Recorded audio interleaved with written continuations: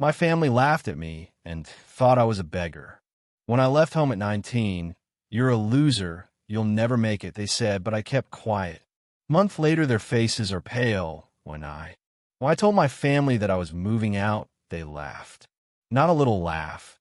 Not even the kind of laugh you give when you're not sure if someone's joking. No, this was a full-on, uncontrollable laugh, as if I had just said the most ridiculous thing imaginable. My dad leaned back in his chair and shook his head like he couldn't believe my stupidity. My mother smiled, that condescending look she always gave when she thought someone was making a fool of themselves. And my twin sisters? They giggled like they were watching the best comedy special of their lives, whispering to each other between bursts of laughter. Then came the insults. "You're a failure. You won't last a week. You'll come back begging like a stray dog. Honestly, it's a relief you're leaving. One less problem for us." I stood there and said nothing. There was no point in arguing. No point in explaining. Nothing I could say would change their minds. They had already decided that I was a joke, and they were enjoying it far too much to stop. It all started at dinner the night before. I had been planning my move for months, working quietly, saving money, setting everything up. I had found a small apartment across town in actual city, not that miserable little town where everyone stayed trapped in the same cycle, never doing anything with their lives. I didn't need their help. I didn't need their support. I just wanted to let them know, "I'm moving out this weekend." My father put down his fork. He didn't speak right away, just stared at me as if I had just confessed to some heinous crime. My mother shook her head, unimpressed. Then she let out a short, sharp laugh through her nose. "With what money?" "For my business." And that was it. That was all it took to set her off. My sisters burst out laughing first. My dad scoffed. My mom put her hand over her mouth as if to stifle more laughter. "Oh my God, he thinks he's some kind of businessman." More laughter. More whispering. My sisters looked at me as if I had just said I was going to be an astronaut. I didn't react. I didn't explain myself. That only made them push harder. "You? Running a business? You can't even take care of yourself. You'll be homeless in a month. People like you don't make it. You're not smart enough. Let's see how long it takes you to come crawling back." For the next 2 days, they made sure to remind me how much they didn't believe in me. My father sighed and shook his head every time he walked by my half-packed bags. My mom made sarcastic comments about how I should take pictures of my apartment so I'd remember it when I got evicted. My sisters? They were whispering and giggling nonstop, looking at me like I was the biggest joke they had ever seen. It was pathetic, really. They acted like I had announced something crazy, like I was running off to join a cult or live in the woods. I was just moving to a different part of town. But to them, the idea of me succeeding on my own was the funniest thing in the world. I didn't argue. I didn't defend myself. I didn't explain. And then the day came. I packed my things, grabbed my keys, and walked out. No big speech. No dramatic exit. No last words. They didn't even say goodbye. The first thing I felt when I left was silence. Not the uncomfortable kind. Not the silence that comes when you don't know what to do next. No, this was the best silence I had ever experienced. No sarcastic comments from my mother. No sighs from my father. No giggles from my sisters. Just me, my packed car, and a road ahead. I moved into a small apartment in the city, not fancy, but clean in mind. It was strange at first, being in a place where no one rolled their eyes at me when I spoke. I could breathe. I could think. I wasn't afraid. I had my business. It wasn't huge yet, but it was making money. Drop shipping, buying and selling products without ever touching them. I had spent months setting up my websites, finding suppliers, figuring out how to market. My family never noticed because they never bothered to ask. They thought I was just wasting time on my laptop. But I wasn't wasting time. I was working nonstop, morning to night, every single day. I barely left my apartment unless I had to. Orders began to come in, then more, then more. And then, a month later, I did something for myself. I bought a car. Not just any car, a brand new 2024 Toyota Camry. It wasn't some crazy sports car, but it was mine. It was new. It was proof. I took a picture of it, posted it online, and wrote a simple caption. Hard work pays off. Congratulations on my new ride. That was it. Nothing flashy, nothing pretentious. Just something for myself. 30 minutes later, my phone exploded. Missed calls, messages, notifications. My sisters, my mom, even my dad. Is this a joke? Where did you get the money? You're lying. There's no way you bought this. I smiled at my phone. I answered a call from one of my sisters. It's real. I said, I bought myself. That was probably my mistake. Because the moment they realized I had money, they suddenly remembered I existed. My mom called right after that. This time her tone was different. Sweeter. Almost too sweet. We were just talking about you. She said, you know, we really miss you. It's been too long. My dad sent me a text. One text. The same man who hadn't said a single nice thing to me in years suddenly wanted to. Check in. My sisters, the same ones who laughed at me constantly, now complimented my business. Asking how I did it. Saying they were proud of me. I knew exactly where this was going. And I was right. Because 2 days later they started asking for money. It started small, almost cautiously. My mom called first. Her voice was different this time. Soft, almost hesitant, like she didn't want to scare me off. Not her usual sharp tone. Not her usual sarcasm. It was obviously fake. I knew that even before she got to the point. Richard, darling, how have you been? We haven't talked in so long. I just wanted to check in and see how you're doing. Right? Now she wanted to check in. Now when I moved out. Now when they laughed me out of the house. Now that they saw the car. I played along. I've been good. Business is good. Oh, that's wonderful, honey. You've always been so smart. I always knew you had potential. This almost made me laugh. Listen, I don't want to stress you out, but things have been a little tough around here. Your dad's hours have been cut, and the bills are piling up. It's been so hard, Richard. We just need a little help. Nothing crazy. Just a little loan, until we get back on our feet. There it was. The real reason she was calling. I didn't answer right away. So she continued. You're doing so well now, and $2,000 isn't much to you, is it? I mean, with your new car and everything. I almost said it out loud. Oh, so I have money now? But I held my tongue. I knew what was happening. I had seen it before. The moment they thought I had something they could take. Suddenly, I wasn't a joke anymore. Suddenly, I was useful. I didn't say yes, but I didn't say no either. Then my dad called, which was rare. Listen, kid, he started. No hello. No how are you? Just straight to the point. Your mom's been worried sick. We have to handle things as a family. If you have money, you should help us. That's what family does. Oh, now we're a family. Funny, because when I left, they practically pushed me out the door. When I was struggling, they didn't care. When they were laughing at me, family didn't seem to matter. And then, like clockwork, my sisters reached out to me. No fake warmth this time. Just straightforward entitlement. You should be grateful that we raised you. One of them texted, we put up with you for 19 years. The least you could do is help us out. Put up with me? Like I was some kind of burden? Then the other one texted me. Mom and Dad did everything for you. You're so selfish. You can't just disappear and leave us to struggle. I stared at my phone for a long time. Just a month ago, these same people were laughing at me, mocking me, telling me I was nothing.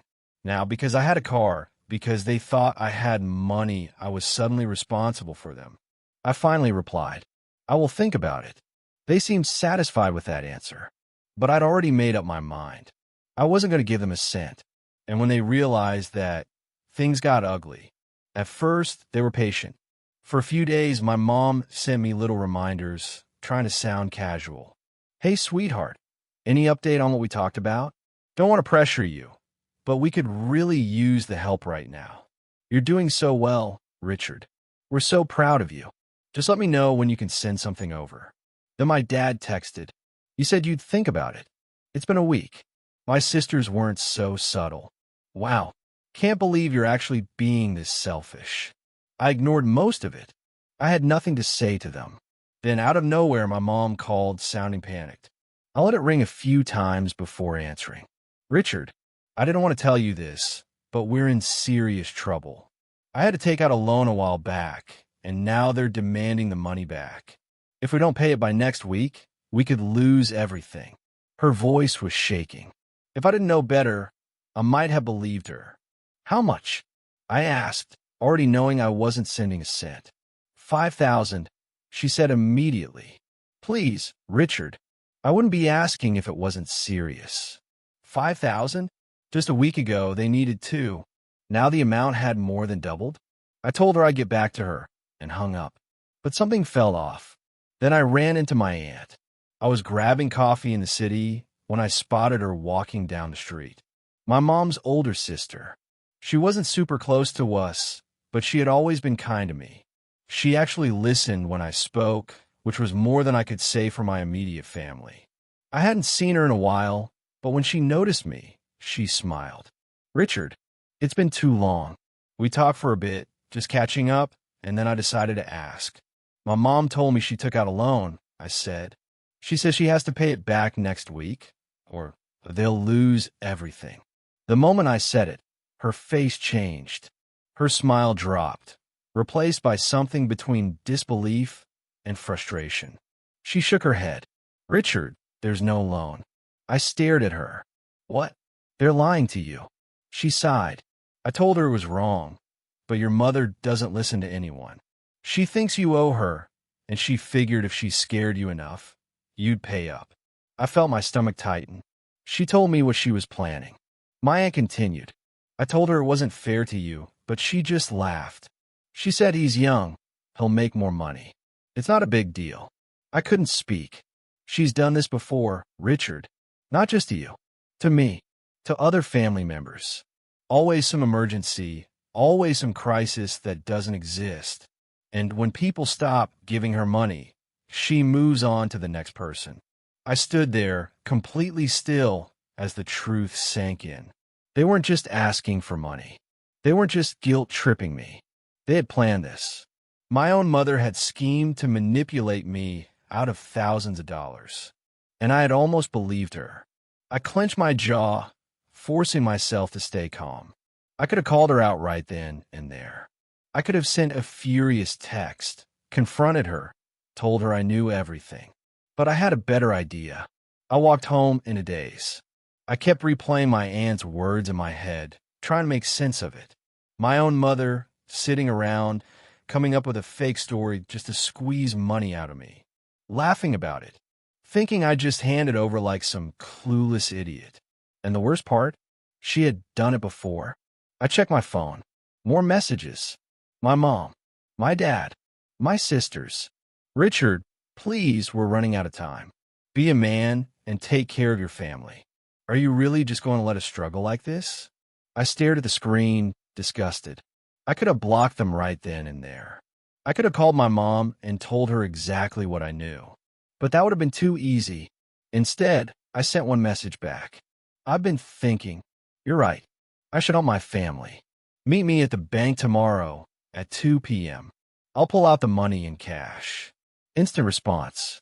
Oh, sweetheart. Thank you. You have no idea how much this means to us. Sure, I had an idea. I arrived at the bank a little early just to see if they'd actually show up. And there they were. My mom, standing near the entrance, talking with my dad. My sisters were there, too, looking way too excited for people who were supposedly in financial crisis. I stayed in my car for a moment, just watching them. They weren't stressed. They weren't desperate. They looked happy. My mom was smiling. Chatting away like this was just another day. My sisters were laughing, nudging each other. It hit me then. They had probably already planned how they'd spend the money. My mom would pay for her little luxuries. My dad would go back to doing nothing. My sisters? Probably shopping or a vacation. They weren't struggling. They weren't desperate. They were celebrating before they even had the cash. I exhaled slowly. Then I stepped out of the car. The moment they saw me, my mom's face lit up. She actually reached out to hug me. I stepped back.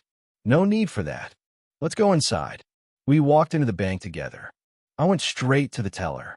My mom stood close, like she was afraid I'd change my mind at the last second. I smiled at the teller. Hi, I'd like to check my balance, please. My mom's smile twitched. Richard, just withdraw the money. 1 second, Mom. I leaned on the counter casually. Actually, can you tell me if there's a loan under my mother's name? Just curious. Silence. My mom froze. The teller glanced at her, then back at me. A loan? I turned to my mom, tilting my head. Yeah, Mom. The one you told me about.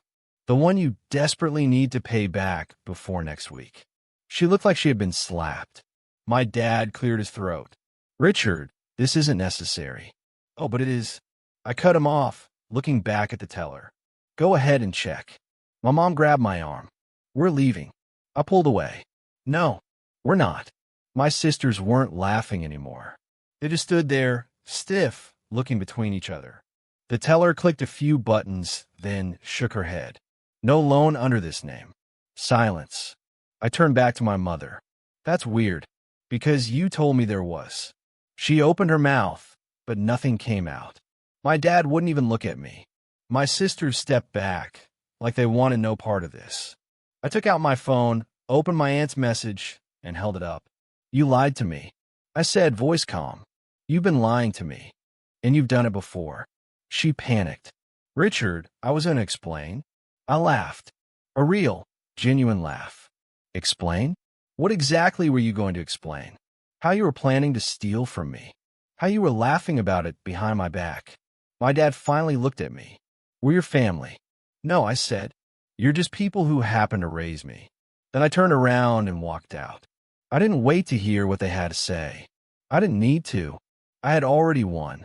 Later that night, they blew up my phone. Calls. Voicemails. Texts. Richard, we were just scared. It was a misunderstanding. Don't turn your back on your family. You think you're better than US now? Blocked. Every single one of them. And just like that, they were out of my life. For the first time ever, I felt free. But I wasn't done yet, because I had one last move to make. Cutting them off wasn't enough. I knew my family. Blocking them wouldn't stop them forever. They'd find new ways to get to me. New sob stories. New fake emergencies. New ways to guilt trip me. So, I decided to end it once and for all. I was going to make sure they never asked me for a single thing again. And I had the perfect plan. A week later, I unblocked them. Just long enough to send one message. Family is everything. I've been thinking, and I want to make things right. Life is too short for grudges. Let's start fresh. My treat. Then I attached 4 plane tickets to a luxury resort in the Caribbean. First class. All expenses paid. I didn't even have to wait for a response. Within minutes, my mom was calling. Oh, sweetheart. We knew you'd come around. We've missed you so much. Sure, Mom. I told them to meet me at the airport in 2 weeks. I'd handle everything. They just had to show up. They bought it instantly. My dad even texted me, acting like he had never tried to scam me. Proud of you, son. This means a lot. My sisters?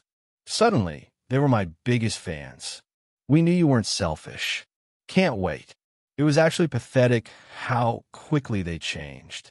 I booked myself a real vacation, somewhere completely different. Then I sat back and waited. The day arrived. I was already relaxing by the beach on my actual vacation when the texts started coming in. At first, they were excited. Just got to the airport. This is going to be amazing. Where are you? I didn't reply. Then, about an hour later, Richard, what's going on? Another hour. They're saying the tickets aren't real. What did you do? Then, the angry call started. They had shown up at the airport, bags packed, dressed for a luxury getaway. They want to check in, only to find out the tickets weren't real.